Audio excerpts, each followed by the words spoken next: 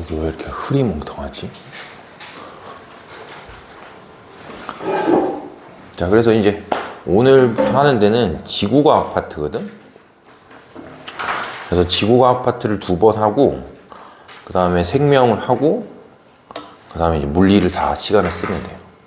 요번에 이제 물리가 분명히 시험 범위가 어려울 거니까, 거기를 좀 대비를 많이 하면 돼요. 그래서 오늘 하는 건 이제 쉬운 거여서, 일단은 이제 지구 시스템이다, 이제 이런 개념이 있어요. 그래서 지구 시스템이라는 게, 보통 우리가 이제 이렇게 시스템이다라고 표현을 하면, 여기 프린트. 시스템이라는 건 어떤 개를 뜻하는 거거든? 그래서 개를 뜻하는 거기 때문에 그 개를 뭐 하는 게 있냐면 구성하는 구성원들이 있어서 그 구성원들이 서로 영향을 주고받는 걸 보통 시스템이다 이렇게 표현해요. 그러니까 예를 들면 생명 시스템이다라고 표현하면 세포거든? 그럼 세포가 있으면 이제 세포 안에 있는 여러 소기관들이 서로 상호작용하면서 세포가 생명 활동을 할 수 있는 거예요. 이제 그런 것처럼 지구 시스템이다라고 하면 이 지구 시스템을 구성하는 뭐가 있냐면 5개의 권이 있어요, 권. 그래서 그 5개의 권이 있어서 그 5개의 권들이 서로 뭐 하는 거냐면 영향을 주면서 이제 지구 체계를 유지하는 걸 지구 시스템이다 이렇게 표현해요. 그래서 지구 시스템을 구성하는 권역이 5개여서 이렇게 5개의 권역으로 구성된다 해서 여기 쓴 것처럼 하나, 둘, 셋, 넷, 5개 뭐 이렇게 돼 있어요. 그래서 첫 번째부터 하면 첫 번째 이제 지상으로부터 높이 1000km 이상에서 지구를 둘러싸고 있는 우주 공간이니까 그냥 뭐라고 부르면 돼? 외권이 되겠지, 외권. 그렇죠? 외부 공간에 있으니까 이런 걸 이제 외권이다. 이렇게 표현하면 되고, 그 다음에 두 번째는 지구 표면을 둘러싸고 있는 공기의 층을 의미해서 지표로부터 높이 1000km 같으니까 이게 이제 중3 때 배웠던 기권이죠, 기권. 그지? 그래서 두 번째가 이제 기권이 되겠지. 자, 그 다음에 세 번째는 이제 지구의 표면과 지구 내부를 의미하면서 지표로부터 봤을 때 6400km. 그러면 이게 이제 지구의 반지름이거든? 그럼 요건 뭐가 되냐면 요건 직권이 돼요, 직권. 자, 그 다음에, 그러니까 직권은 이제 언제 배웠냐면 중학교 1학년 때 배운 거예요. 그 다음에 이제 네 번째는 지구에 존재하는 물. 그래서 지구에 존재하는 물이 여기 있는 것처럼 해수, 담수 이렇게 표현되어 있거든? 그래서 저런 것들을 다 합쳐서 뭐라고 부르냐면 이제 수권이다, 이렇게. 그리고 마지막에 동물, 식물, 미생물 등 모든 생명체를 포함하니까 요거는 뭐가 되냐면 요거는 생물권 이렇게 되겠지.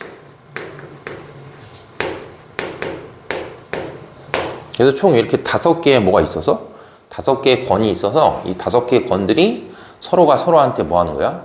어떤 영향을 미친다는 얘기죠. 그래서 예를 들면 단적으로 생각했을 때 뭐 영향을 미치는 거 하나만 해보면 요렇게 놓고 봤을 때 이렇게 놓고 봤을 때 외권에 있는 태양이 있을 거 아니야. 그 외권에 있는 태양의 태양 에너지를 흡수해서 생물권에서 식물이 뭘 할 수 있어? 광합성 하는 거지. 뭐 그런 거 자체가 이제 상호작용이다. 뭐 이렇게 생각을 하면 되겠죠. 그래서 이렇게 총 5개가 있는데 이 5개의 권 중에 실제로 여기 지구 시스템 시험 문제를 보통 내잖아. 그럼 내면 보통 기권, 직권, 수권을 내야 돼요. 왜냐면 얘네들이 다 층상 구조를 갖고 있기 때문에 얘네들 층상 구조를 서로 좀 비교할 수 있으면 된다 라고 보면 되겠지. 그래서 이제 다음 페이지를 넘기시면 우리가 이제 빈칸을 채워야 될 게 좀 많죠, 뒤에는.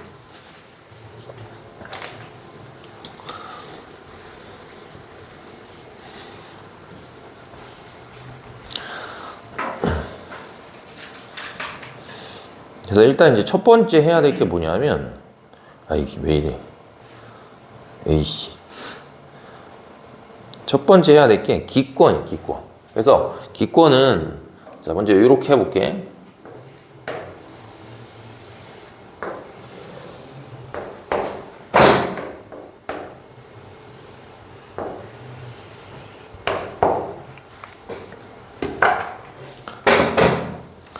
이건 3학년 1학기 때 배운 거여서 일단 이제 여기가 기온이 있고 여기가 이제 높이가 있었다고 쳐봅시다. 그럼 이제 우리가 살고 있는 지구는 이제 높이 올라가면 기온이 뭐야? 기온이 떨어져. 그러다가 다시 올라갔다가 또 떨어지고 다시 올라오고 이거거든. 근데 실제로 봤을 때 그냥 태초에 지구가 탄생했을 때 보면 지구의 기온 분포는 그냥 요거였어요. 이렇게. 그냥 떨어지다가 뭐 하는 거야? 떨어지다가 올라가는 거거든. 그러면 이제 먼저 여기서 생각해야 될 게 지구가 최초에 탄생하고 나서 이게 우리가 기온, 높이에 따른 기권의 기온 분포를 보면 기온이 떨어졌다가 이렇게 올라가는데 떨어지는 이유는 뭐냐 하면 이것 때문에 떨어져요.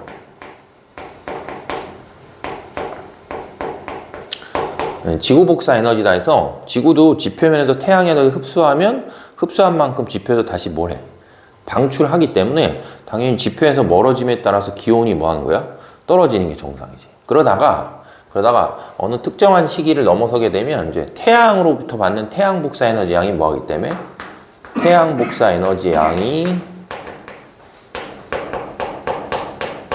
증가하기 때문에 기온이 다시 뭐 한다?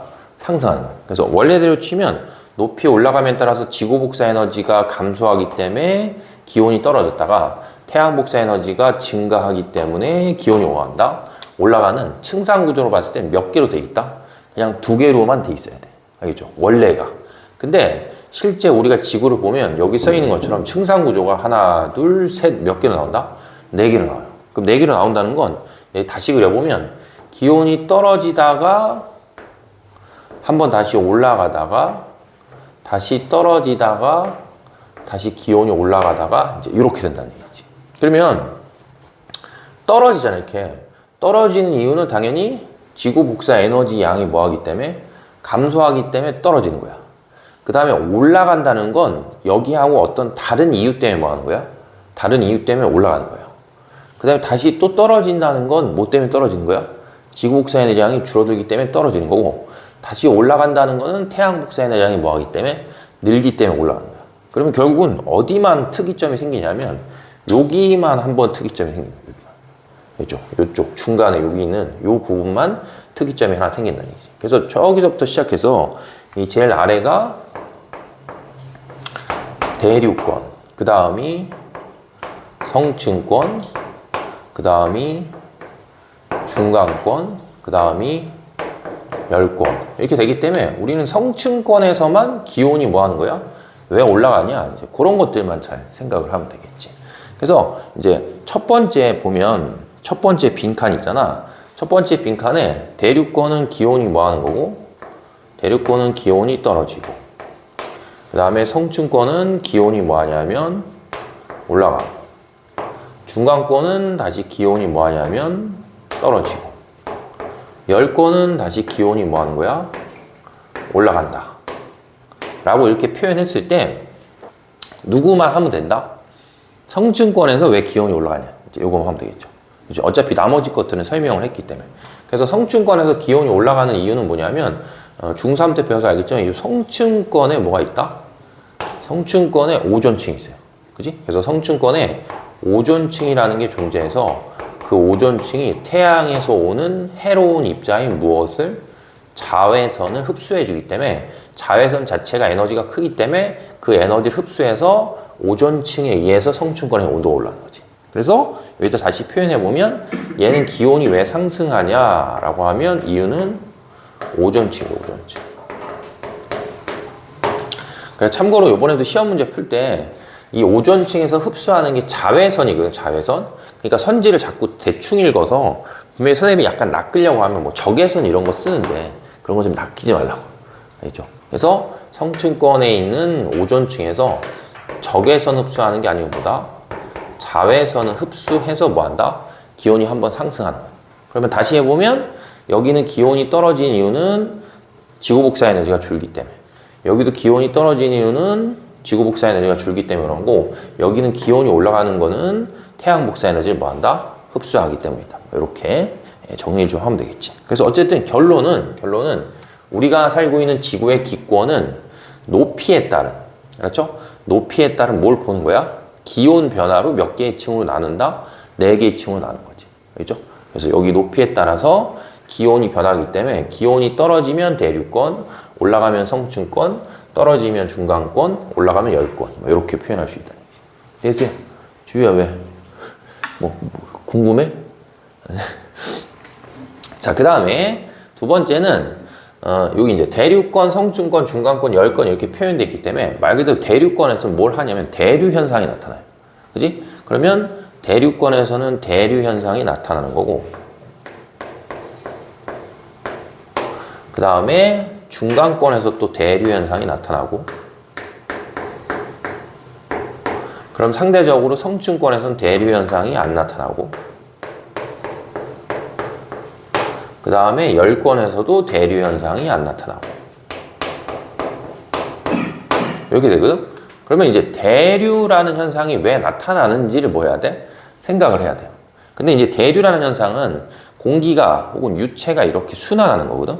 근데 지금 현재 이제 이 그래프를 잘 보면 올라감에 따라서 기온이 뭐 하는 거야? 떨어지면 아래쪽에 있는 공기랑 위쪽에 있는 공기를 우리가 뭐 하는 거야? 비교하는 거야. 그럼 아래쪽에 있는 공기랑 위쪽에 있는 공기를 비교했을 때 아래쪽의 공기는 온도가 뭐하다?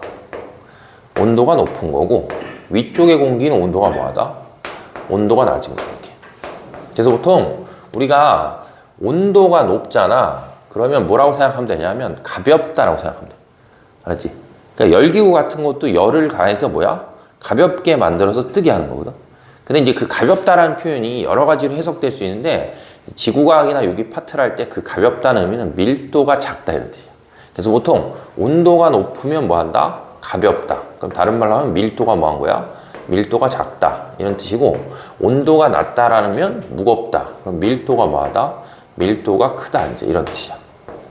그래서 대류란 현상이 일어나려면 밀도가 큰 공기가 위쪽에 있고 밀도가 낮은 공기가 아래쪽에 있어야지 대류할 수 있어요.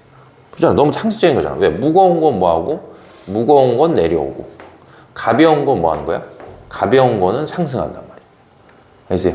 그래서 지금 여기 보면 대류권은 아래쪽이 온도가 높고 위쪽이 뭐하기 때문에 온도가 낮기 때문에 무거운 게 위쪽에 있고 가벼운 게 아래쪽에 있는 거죠. 그러니까 뭐 할 수 있는 거야? 대류할 수 있는 거지.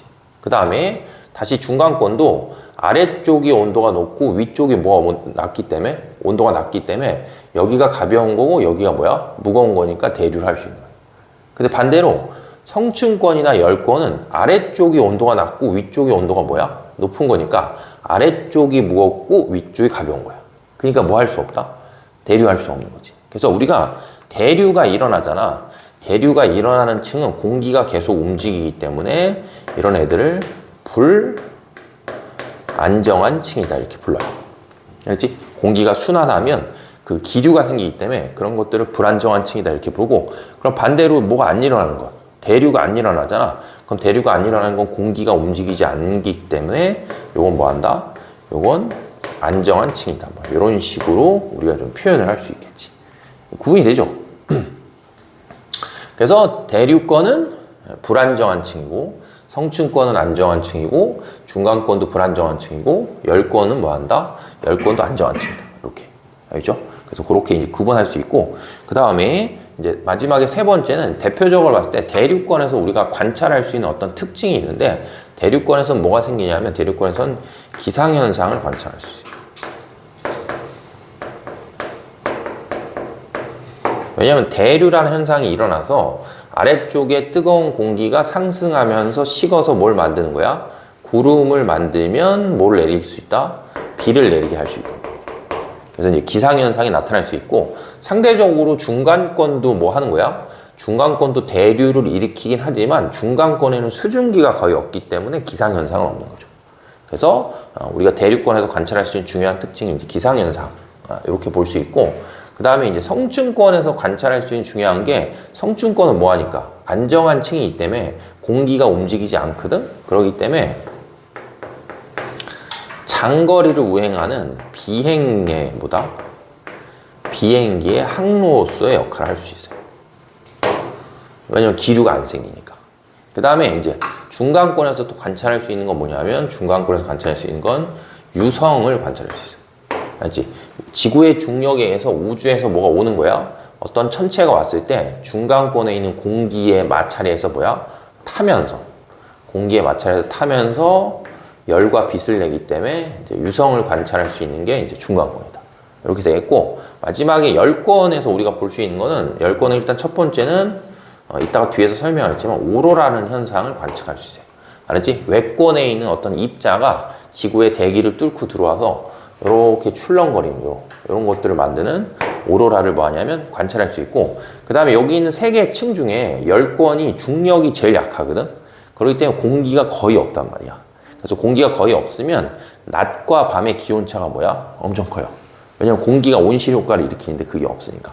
그래서 열권은 또 하나 기억해야 게 낮과 밤의 기온차가 가장 크다. 이렇게 볼 수 있겠죠. 그래서 이제 각 층의 특징을 이제 비교한다고 쳤을 때, 대륙권은 이제 이런 식의 좀 차이가 있구나라고 이제 생각을 하면 되겠지. 자꾸 넘어가냐, 진짜. 자, 그 다음에 이제 두 번째 이제 직권.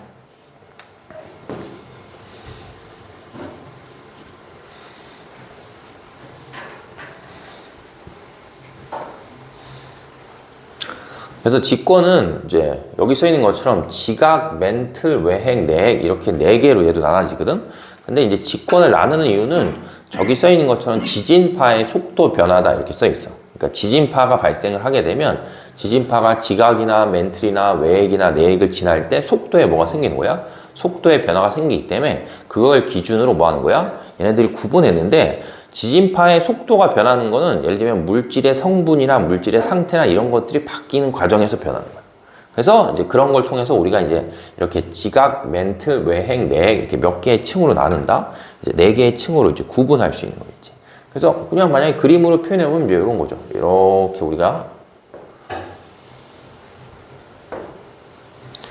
지구를 생각하면 제일 바깥쪽에 예를 들면 달걀로 치면 달걀 껍데기 같은 뭐가 있다? 지각이 있는 거고, 그 다음에 그 안쪽에 멘틀이 있는 거고, 다시 그 안쪽에 핵이 있는데 핵이 외핵, 내핵 이렇게 나눠지는 거지. 그리고 참고로 지구는 당연히 안쪽으로 들어갈수록 점점 뭐해져? 무거워지죠. 그지? 안쪽이 밀도가 큰 거고 이쪽으로 올수록 밀도가 작아진다. 뭐 이렇게 볼 수 있겠지. 그래서 이제 제일 처음에 나오는 건 이제 지각이에요. 지각. 그럼 지각이면 여기를 얘기하는 건데, 여기는 요 지각이 일단은 요렇게 올라와 있는 뭐다? 대륙 지각이 있고, 그 다음에 물 속에 들어가 있는 뭐가 있어? 이제 해양 지각이 있어요.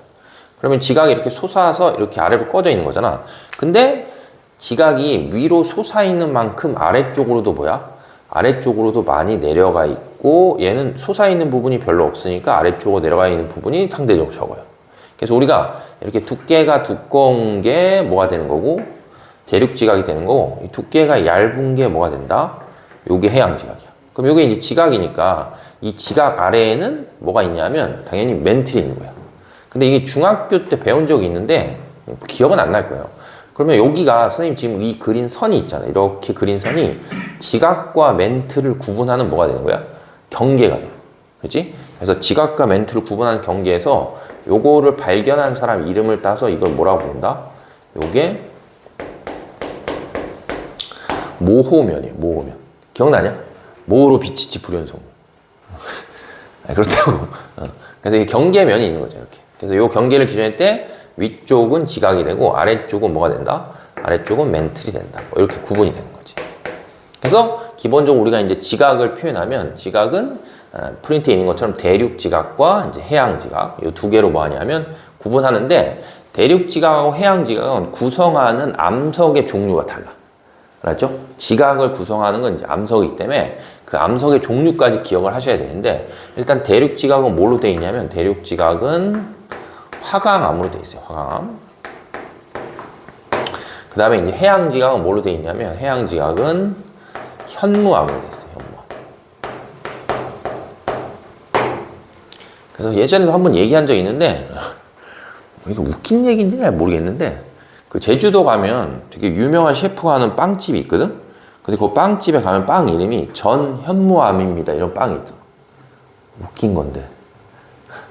전현무 몰라, 전현무. 그래서 빵 이름이 전현무암입니다. 이렇게 해서 초코빵이에요, 초코빵. 그래서 빵이 이렇게 시커멓게 생겨서 저기 현무암처럼 거기에 이렇게 검은색 알갱이들이 이렇게 탁탁탁 박혀 있어. 웃긴 거야.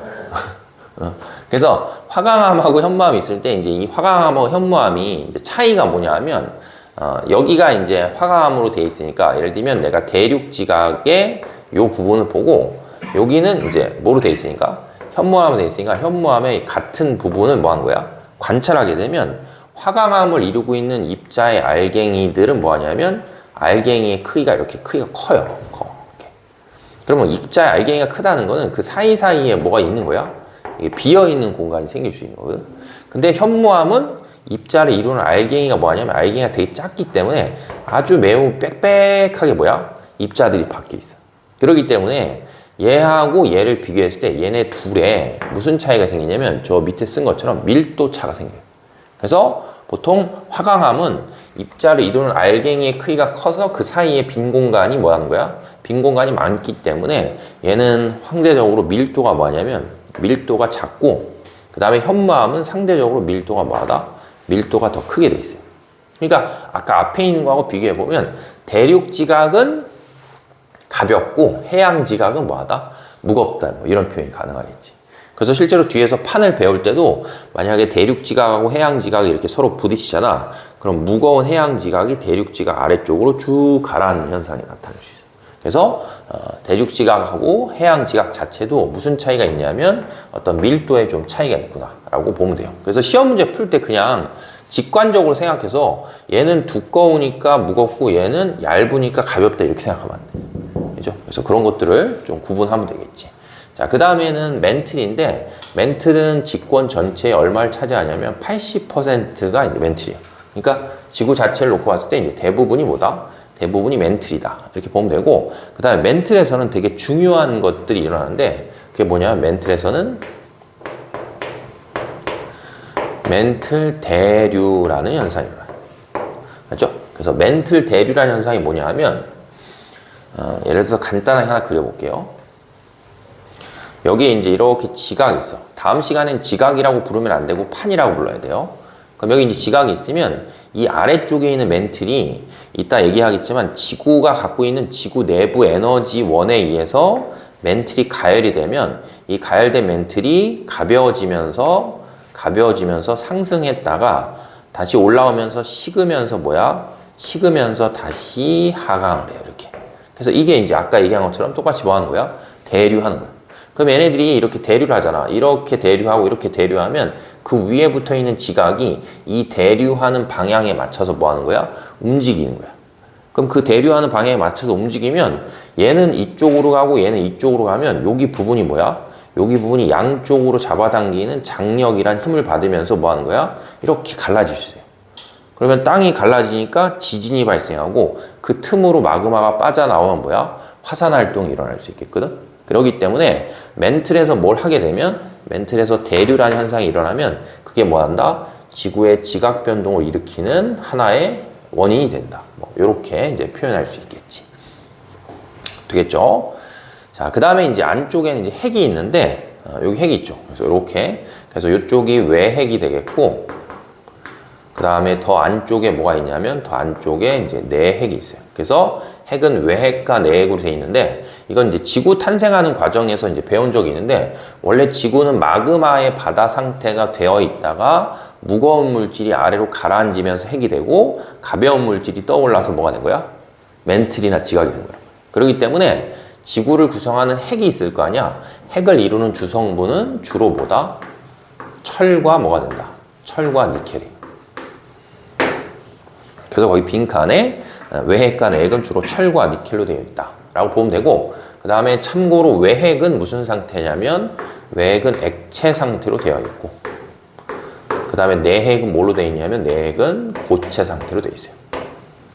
그래서 이 액체 상태로 되어 있는 이 외핵이 있었을 때 이 외핵이 가만히 있는 게 아니고 이 외핵이 이렇게 막 뭘 하냐면 대류를 막 일으키거든. 그럼 외핵이 대류를 일으키면 철을 이루고 있는 입자들이 이온 상태가 돼서 이렇게 대류를 하면 그게 일종의 전류가 흐르는 현상이 돼요. 근데 이건 중학교 2학년 때 배웠는데 어떤 도선에 전류가 흐르면 주변에 뭐가 생긴다?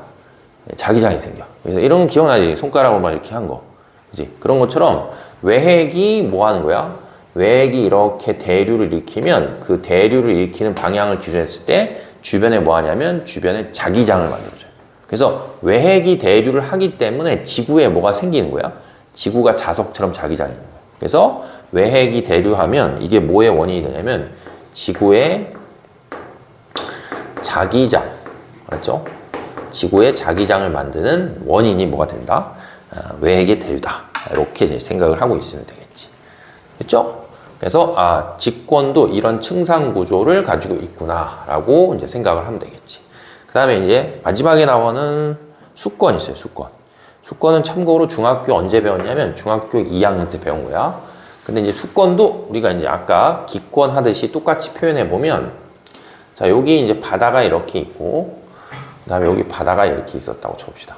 그럼 이제 바닷속을 기준했을 때, 내가 물 안으로 들어가는 거야, 이렇게. 그럼 이제 수심이 점점 뭐야? 수심이 점점 깊어지는 거지. 그럼 이제 수심이 점점 깊어지다 보면, 여기 이제 태양이 있었을 때, 태양빛이 바닷속으로 들어가면 도달하는 양이 점점 뭐하기 때문에 줄기 때문에 수온이 뭐하냐면 수온이 쫙 떨어지다가 일정해져요.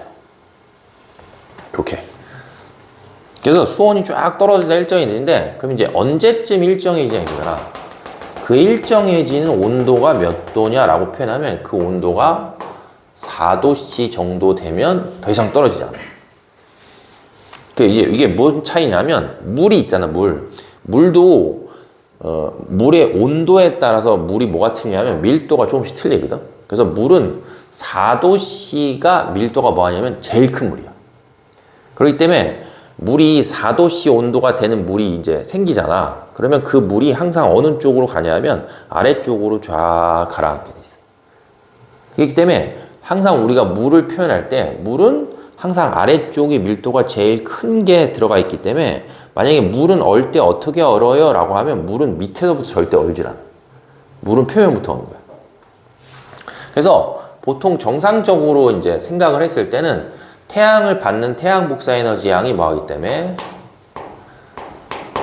태양 복사 에너지 양이 물 아래쪽으로 내려갈수록 점점 뭐하기 때문에 줄기 때문에 수온이 쫙 떨어지다가 몇 도가 되면 4도가 되면 더 이상 뭐한다? 떨어지지 않는 거지. 그러니까 예를 들면 4도씨보다 온도가 더 낮은 물이 있을 거 아니야? 그것들은 다 어느 쪽에 있는 거야? 위쪽에 올라가 있는 거야.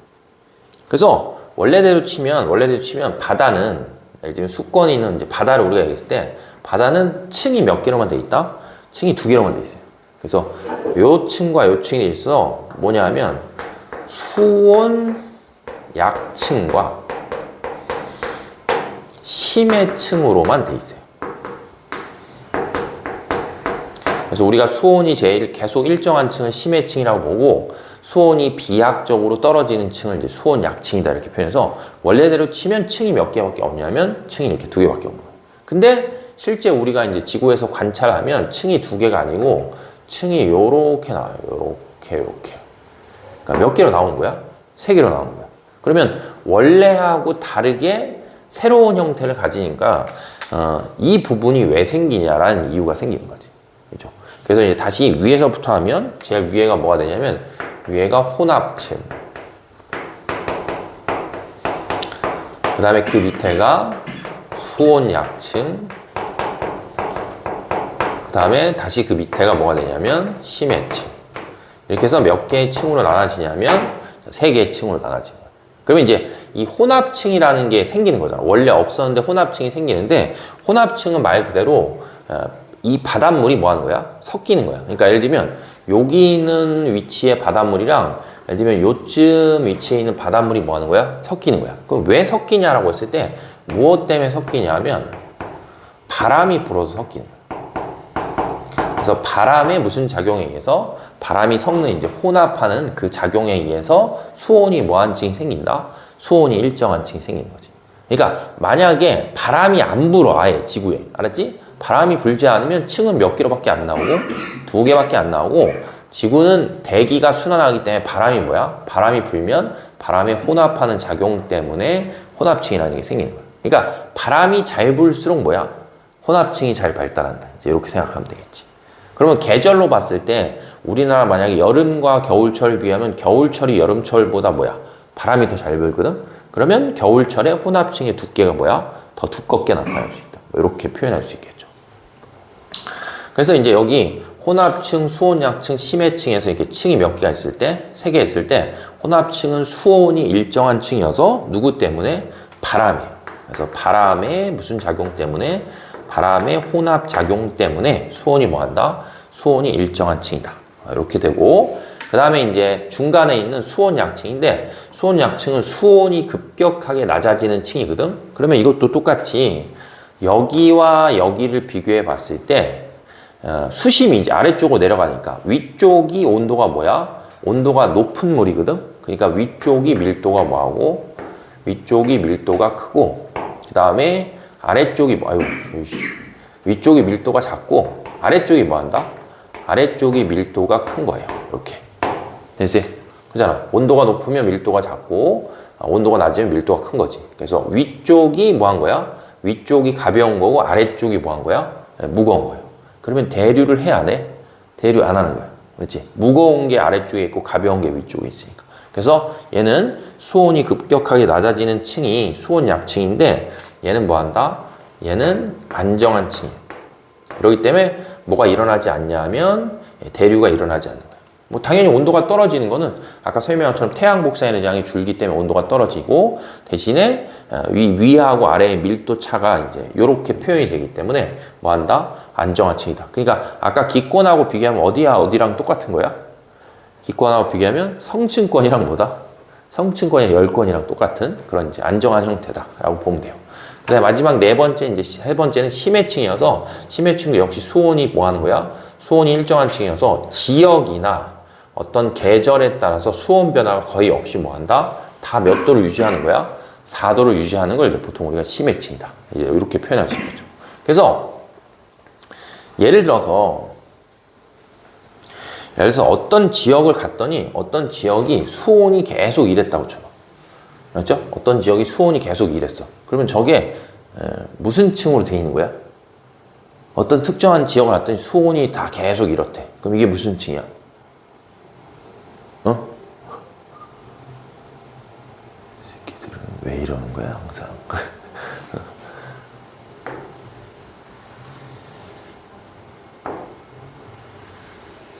뭐 이렇게 했다고 쳐봐, 이렇게.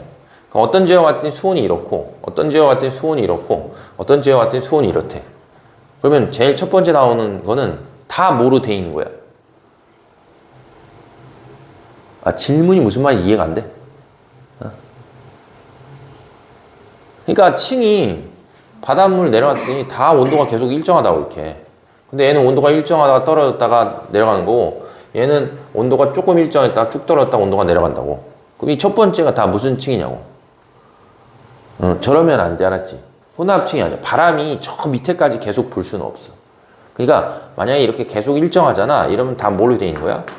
이러면 다 심해층으로 돼 있는 거야. 보통 극지방이 이러죠, 극지방. 극지방 워낙 추우니까. 그리고 이제 요 두 개를 놓고 봤을 때 얘하고 얘는 혼합층도 있고 수온약층도 있고 심해층도 있고, 혼합층도 있고 수온약층도 있고 심해층도 있고, 이렇게 되면 이 두 개를 봤을 때 차이가 뭐냐면, 아, 얘는 뭐 하는 거야? 바람이 많이 불고 얘는 뭐 한다? 바람이 덜 불고. 그래서 전 지구적으로 봤을 때 바람이 제일 잘 부는 동네가 어디냐면 중위도예요. 알았지? 중위도 지역이 바람이 잘 불기 때문에 이렇게 생긴 그림이 나오면 이건 중위도고, 그 다음에 상대적으로 바람이 덜 부는 데가 어디야? 적도이기 때문에 이게 이제 저위도가 되는 거지. 그래서 만약에 이렇게 조금 이따 문제 풀면서 하겠지만, 이렇게 세 개가 나왔을 때 전체가 수온이 저 위에서부터 이렇게 해서 계속 일정하잖아. 그럼 뭐라고 생각하면 안 돼? 이건 혼합층이 아니에요. 혼합층이 아니고 뭐다? 이제 심해층이다. 이제 이렇게 생각하면 되겠지. 알겠죠? 왜 어저께 너무 예습하느라고 잠을 못 잤어? 됐죠? 자, 그래서 이제 그렇게 표현을 하면 되겠고, 그 다음에 이제 다음으로 넘어가면 이제 네 번째, 지구 시스템의 에너지원, 이게 나와요.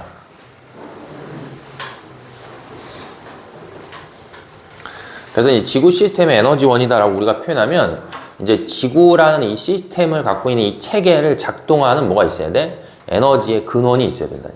그래서 지구를 작동하는 에너지의 근원이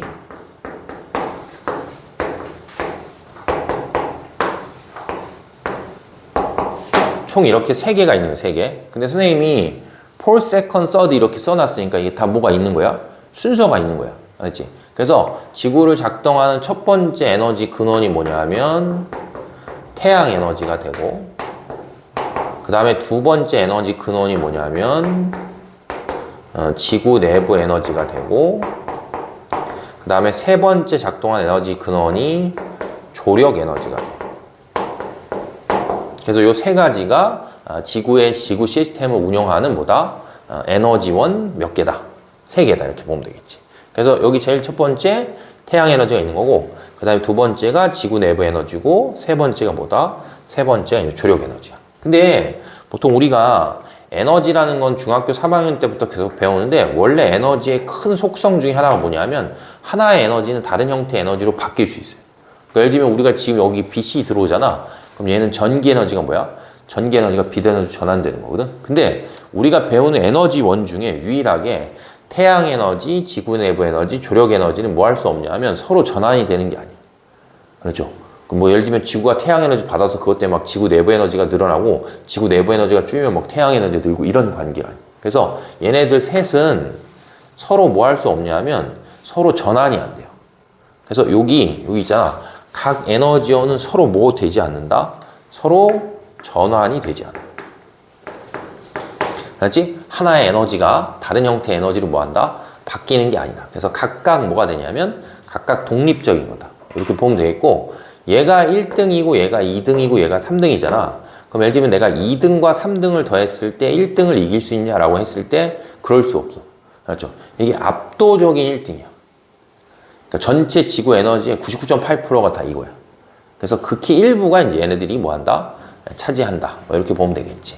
그래서 태양에는 여기 써 있는 것처럼 태양의 뭐다? 별 탄생할 때 배운 것처럼 태양의 수소, 핵, 융합 반응에 의해서 뭐야? 에너지를 방출하는 게 이제 태양 복사 에너지죠. 그죠? 그 다음에 이제 두 번째는 지구 내부 에너지는 여기 써 있는 것처럼 지구 내부의 방사성 물질이 붕괴되면서 방출한다라고 해서, 방사성 물질이니까 뭘 생각하면 되냐면 우라늄 같은 거 생각하면 되거든. 핵발전소 연료잖아. 그래서 우라늄이 뭐 하는 거냐면 핵 분열하는 뭐가 일어난다? 분열하는 반응이 일어나요. 알았지? 우라늄이 핵 분열하는 반응이고, 태양에서는 수소가 핵융합하는 반응이야. 근데 이게 우리가 보면 단순하게 생각하면 얘는 융합이고 얘는 분열이니까 서로 무슨 말이야? 반대말이잖아. 근데 둘 다 핵을 융합하거나 핵을 분열하면 거기서 똑같이 뭐가 나온다? 에너지를 방출하는 거야. 뭐 얘는 에너지 방출하면 얘는 반대말이니까 흡수한다, 이런 게 아니고 둘 다 뭐 한다? 둘 다 에너지 방출, 둘 다 에너지 방출하는 거야. 그래서 지구 내부는 이 우라늄과 같은 방사성 원소가 핵 분열에 의해서 스스로 뭐야? 붕괴가 되면 그 에너지 때문에 지구 내부에 어떤 것들이 이제 시스템이 유지가 되는 거지. 그래서 그게 이제 지구 내부 에너지고, 마지막에 이제 조력 에너지라고 우리가 보통 부르는 건 달과 태양이 지구에 작용하는 뭐냐 하면 인력 때문에 뭐 하는 거야? 나타나는 것들이 이제 조력 에너지다, 이렇게 부르는 거지. 그렇죠? 그래서 이렇게 세 가지가 있고, 이 세 가지가 각각 이제 지구에 어떤 영향을 주는 거야. 그래서 첫 번째가 이제 태양 에너지가 여기 써 있는 것처럼 대부분 에너지의 뭐야? 근원이야. 알았지? 지구에 작동하는 대부분 에너지의 근원인데, 꼭 기억해야 될 게 요거예요, 요거. 대기하고 해수를 뭐야? 해수를 움직이는 거에 근원이 뭐다? 태양 에너지가 되고, 그 다음에 두 번째는 생명체들이 생명 활동을 유지할 때 반드시 뭐가 있어야 돼? 반드시 태양이 있어야 돼요. 그렇지? 그래서 대기와 해수를 순환시키는 근원, 그 다음에 생명 활동을 유지하는 근원, 자, 요런 게 태양 에너지다. 뭐 이렇게 보면 되겠고, 그 다음에 두 번째, 지구 내부 에너지는 아까 설명한 것처럼 외핵이 대류를 하게 하던가 아니면 멘트를 대류하게 해서 뭐야? 지구에 변화를 주는 게 지구 내부 에너지. 그러니까 만약에 시험 문제 푸는데 지구 자기장이 왜 생기냐라고 물어보잖아. 그럼 지구 자기장은 외핵이 대류해서 생기는 건데, 그 외핵이 대류하는 거는 지구 내부 에너지에 의해서 외핵이 대류를 하는 거야. 알겠지? 그 다음에 마지막 세 번째는 조력 에너지여서, 조력 에너지는 지구에 달과 태양의 인력 때문에 밀물하고 썰물 같은 걸 뭐야? 만드는 게 이제 조력 에너지다. 뭐 이렇게 보면 되겠지.